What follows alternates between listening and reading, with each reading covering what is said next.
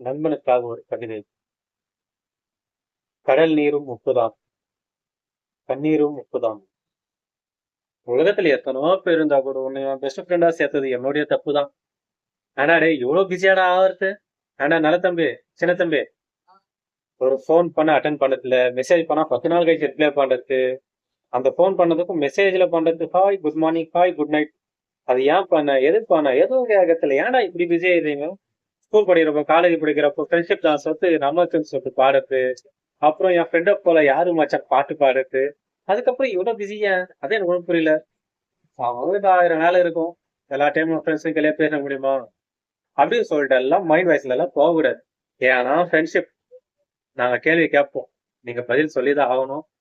உங்க ஃப்ரெண்ட் லிஸ்ட்ல யாரு இந்த மாதிரி எல்லாம் பிஸி ஆகிட்டு இருக்காங்களோ அவங்களுக்கு இந்த வீடியோ ஷேர் பண்ணுங்க. இன்னொரு வீடியோல இன்னொரு வாட்டி பார்க்கலாம். முதல் உங்களிடம் பெறுவது உங்கள் பாசம் பிரதீப். நன்றி, பாய் பாய்.